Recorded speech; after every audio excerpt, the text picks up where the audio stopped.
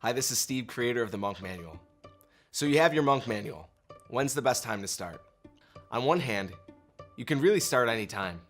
The planner's set up so that regardless of what day of the week or week in the month you start on, you'll still have enough pages to cover you for the full 90-day period. With that said, we do have a few recommendations for you before you jump in. As you begin your Monk Manual journey, the number one thing we want to avoid is a phenomenon I like to call dead planner syndrome. The dead planner syndrome is when you get a new planner and a couple of weeks in, you feel a sense of defeat and put your planner under a stack of books or on a shelf where it goes to die. A lot of things can lead to dead planner syndrome. It could be that you have too high of expectations for yourself.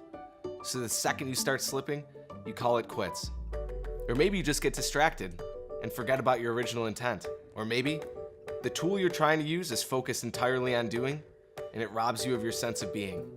Regardless of the cause, the number one way to avoid dead planner syndrome is to prepare for it.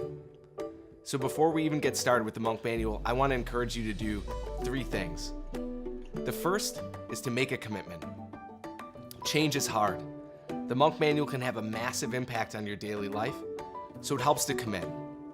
Pick the number of days you want to commit to using the Monk Manual. It doesn't matter if you don't do it perfect every time.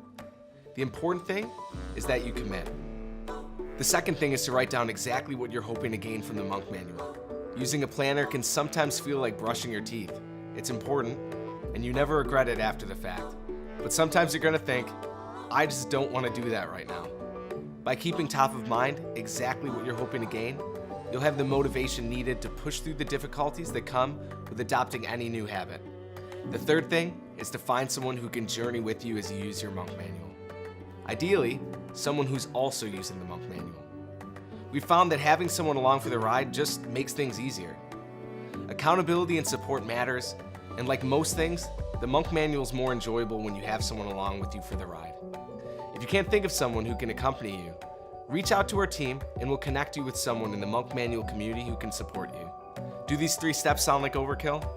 They might, but if you do these 3 things, you'll have a very high likelihood of escaping dead planner syndrome and will be well on your way to peaceful being and purposeful doing.